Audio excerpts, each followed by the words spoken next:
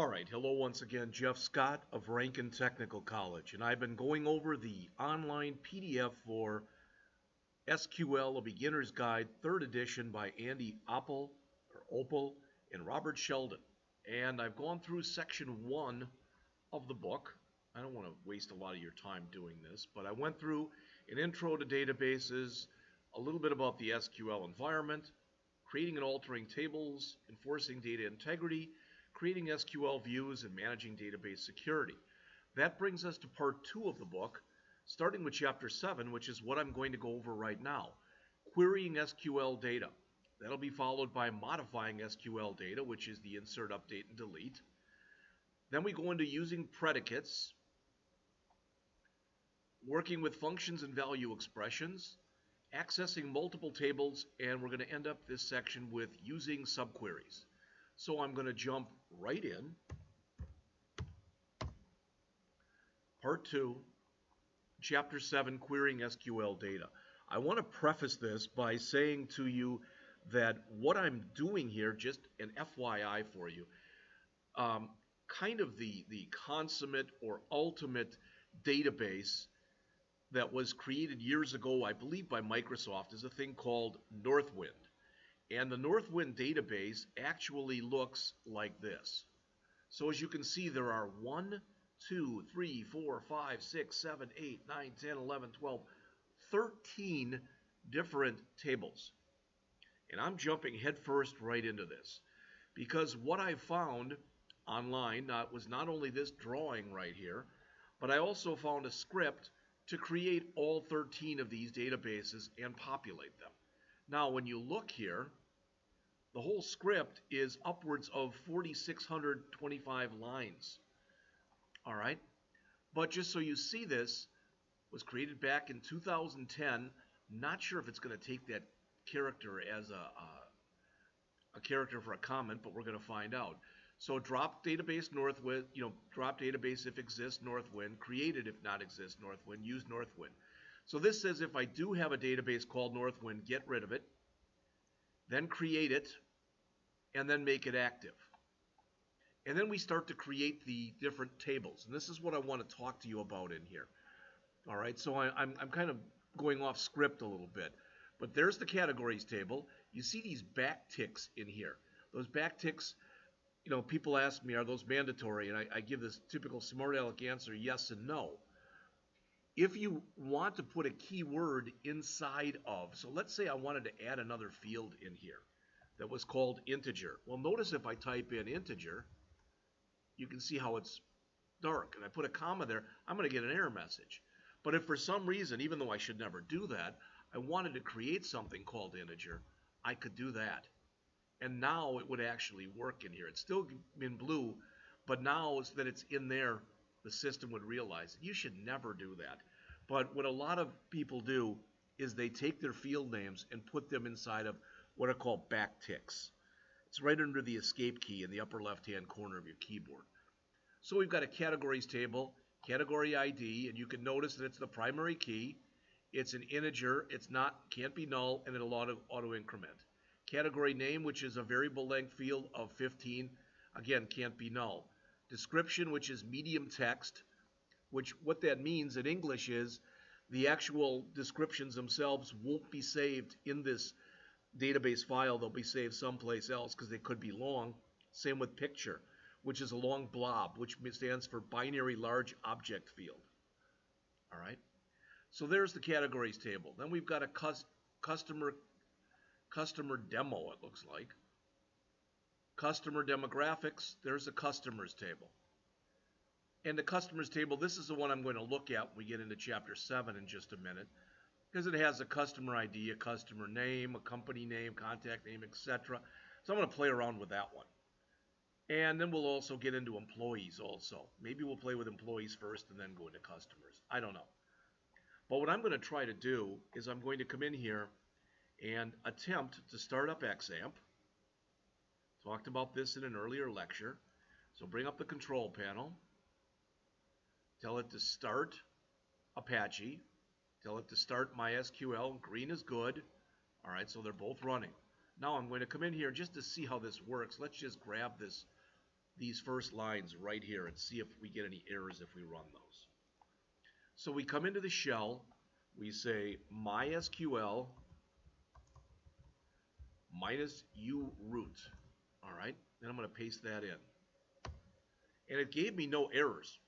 So evidently it does recognize that character. So let's come in here and let's add some of these tables. So let's just go and add all of them.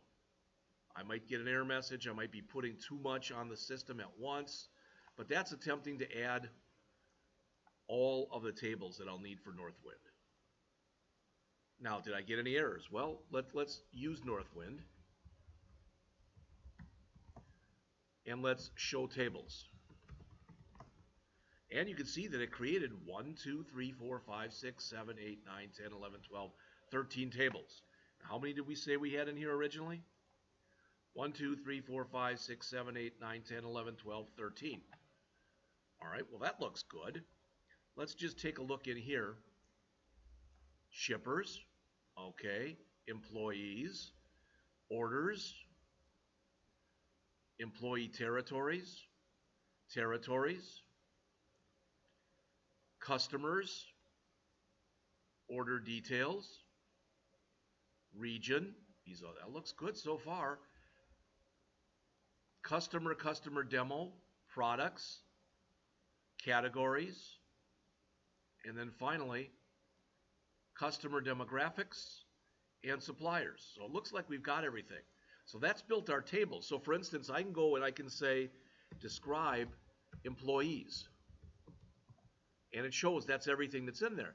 But if I select star from employees, I'm going to get the empty set back because I have yet to put in any data. So let's grab the data that's in here and we'll start with categories. Let's just do this a table at a time. So just to show you, let's select star from categories. And you notice that it's empty. Now that I've added that information, now let's select star from categories. And you notice I'm getting a whole boatload of data. I'm not even sure what the heck that's doing. All right.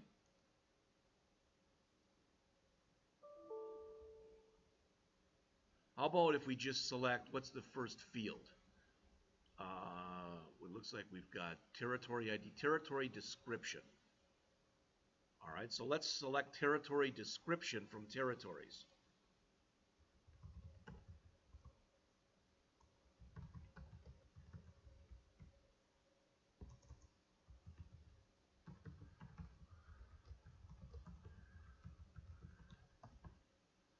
And it says empty set. That's not good. All right. Now, what does that mean? Well, all sorts of things are possible. All right. When it says truncate table territories, or categories rather, what it's doing first, oh, I don't have anything in that's categories I wanted. Was I checking categories or territories?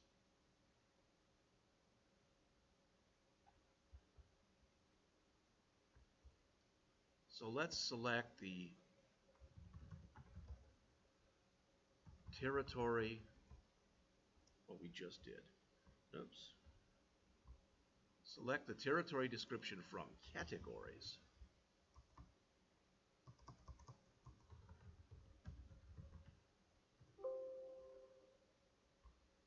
Unknown column, territory description and field list.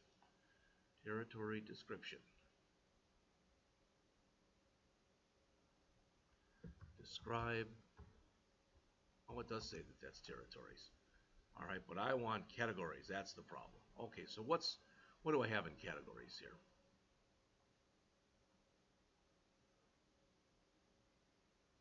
Category name. So, describe categories. All right, select category name from categories.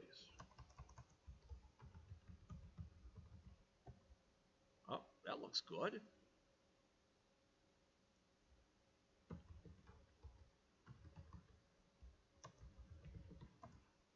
select description from categories. And there they are. So that's good. We put in our first table full of data, and it looks like it went in just fine. So this stuff got in there. Now we're going to have a lot more because this is customers. And you notice we've got a lot of customers. So let's copy those.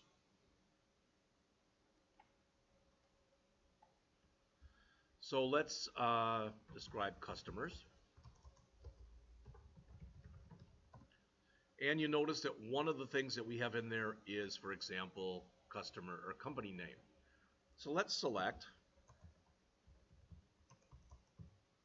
both the company name and the contact name from customers. And there we've got them.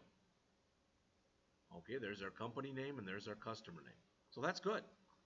All right, so with that said, I'll go back into the rest of this and I'll add all the rest of this stuff offline.